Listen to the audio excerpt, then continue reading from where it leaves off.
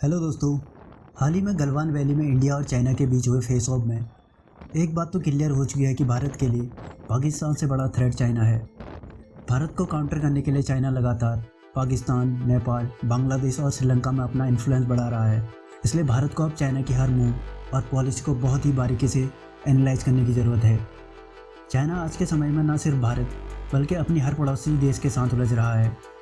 कुछ साल पहले चाइना के एक नेशनल न्यूज़पेपर में एक आर्टिकल पब्लिश किया गया था, जिसके अनुसार चाइना को अपनी खोई हुई टेरिटरी वापस पाने के लिए और एक सुपर पावर बनने के लिए अगले 50 सालों में 5 अलग अलग देशों के साथ लड़ाई लड़नी होगी।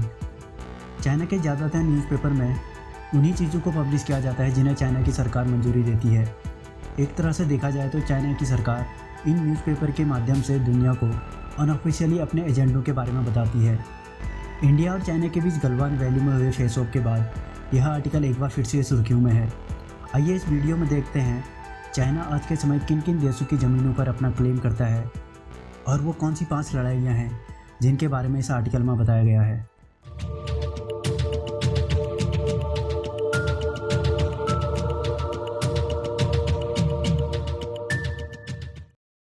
(1840) से पहले चाइना दुनिया के सबसे बड़े और समृद्ध साम्राज्यों में से एक हुआ करता था।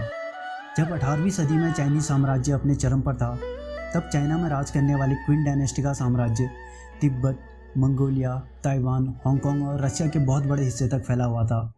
लेकिन 1840 के बाद लगातार यूरोप, रशिया और जापान के हमलों के कारण सेकेंड वर्ल्ड वॉर तक चाइना अपने बहुत से हिस्सों को हार चुका था और 1949 में पीपुल्स रिपब्लिक और चाइना की स्थापना के बाद चाइना लगातार अपनी खोई हुई टेरिटरी को वापस पाने के लिए लड़ाइयाँ लड़ रहा है।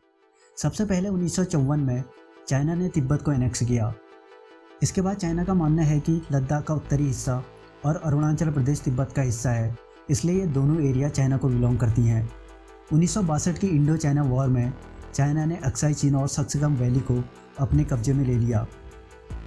1969 में चाइना और यूएसएसआर के बीच बॉर्डर डिस्प्यूट को लेकर झड़प हो चुकी है और हांगकांग और ताइवान को चाइना ने अपने कब्जे में ले रखा है। तो कुल मिलाकर देखा जाए तो चाइना की कम्युनिस्ट पार्टी अभी भी वन चाइना पॉलिसी के तहत एक्सपेंशन की नीति पर काम कर रही है। The first war, unification of Taiwan. Taiwan mainland China से 140 किलोमीटर दूर साउथ चाइना सी में एक छोटे छोटे आइलैंड का एक ग्रुप है। 19वीं शताब्दी तक ताइवान चाइना की क्विन डायनेस्टी का हिस्सा हुआ करता था, लेकिन 1992 में जापान ने इस आइलैंड पर अटैक कर इसे अपने कब्जे में ले लिया। सेकेंड वर्ल्ड वॉर में जापान की हार के बाद ताइवान पर चाइना ने एक बार फिर से अपना कब्जा कर लिया था। 1945 से ताइवान लगातार चाइना से आज़ादी के लिए संघर्ष कर रहा है। ताइवान आज चाइना का एक ऑटोनोमस रीजन है। आज ताइवान की फॉरेन पॉलिसी को चाइना कंट्रोल करता है, लेकिन ताइवान के अंदर सरकार आज भी ताइवान की ही चलती है। इस आर्टिकल के मुताबिक चाइना 2020 से ताइवान पर चाइना में शामिल होने के लिए प्रेशर बनाएगा और 2025 तक अगर ताइवान नहीं माना तो उसे अपनी मिलिट्री पावर से एनेक्स कर लेगा और उसे चाइना का एक इंटीग्रल पार्ट बना लेगा। The second war, taking back Spratly island. Spratly island South China Sea में हजारों छोटे छोटे आइलैंड का एक ग्रुप है। वर्ल्ड वॉर 2 के समय इस आइलैंड पर जापान का कब्जा था, लेकिन वर्ल्ड वॉर 2 में हारने के बाद जापान को इस आइलैंड को भी छोड़ना पड़ा। आज इस आइलैंड पर वियतनाम, चाइना, ताइवान, मलेशिया और फिलीपींस अपना क्लेम करते हैं। इस आर्टिकल के मुताबिक 2025 में ताइवान को अपने कब्जे में लेने के बाद चाइना इन सभी देशों को एक अल्टीमेटम देगा कि इन आइलैंड से अपना क्लेम हटा दे और 2028 में इस रीजन के सबसे पावरफुल देश वियतनाम पर अटैक करेगा। भले ही अमेरिका इन देशों को अंडर द टेबल अपनी मदद देगा, लेकिन इस आर्टिकल के मुताबिक 2030 तक चाइना अपनी पावरफुल मिलिट्री के दम पर इन सभी देशों को आसानी से हराकर इस आइलैंड को भी चाइना के अंदर मिला लेगा। The third war, taking back southern Tibet. इस आर्टिकल के मुताबिक चाइना 2035 के बाद इंडिया के लद्दाख और अरुणाचल प्रदेश पर अपना कब्जा करेगा। इस समय तक इंडिया भी दुनिया की एक बड़ी पावर बन चुका होगा, इसलिए इंडिया को हराना चाइना के लिए इतना आसान नहीं होगा। इस आर्टिकल के मुताबिक चाइना 2 मेन प्लान पर काम कर सकता है। पहले चाइना कोशिश कर सकता है कि वो इंडिया को छोटे छोटे टुकड़ों में डिसइंटीग्रेट कर दे, जैसे कश्मीर, असम, सिक्किम जैसे छोटे छोटे राज्यों को अपनी इंटेलिजेंस एजेंसी की मदद से उन्हें भारत से आज़ाद करवा देना और फिर इंडिया पर अटैक करेगा। इस प्लान का दूर दूर तक सफल होने की कोई चांसेस नहीं है। दूसरा प्लान, चाइना पाकिस्तान के साथ मिलकर 2 फ्रंट वॉर शुरू करेगा। चाइना यहाँ पर पाकिस्तान को कश्मीर का लालच देकर उसे अपने हथियार के तौर पर यूज़ करेगा और पहले पाकिस्तान से वॉर स्टार्ट करवाएगा और फिर इंडिया के नॉर्दर्न फ्रंट से खुद भी इस वॉर में शामिल हो जाएगा। The fourth war, taking back Senkaku island. Senkaku island South China Sea में छोटे छोटे आइलैंड का एक ग्रुप है। इस आइलैंड की खोज जापान ने की थी, लेकिन सेकेंड वर्ल्ड वॉर के टाइम पर इसे यूएसए ने अपने कब्जे में ले लिया। लेकिन बाद में 1971 में यूएसए ने इसे फिर से एक बार जापान को वापस दे दिया।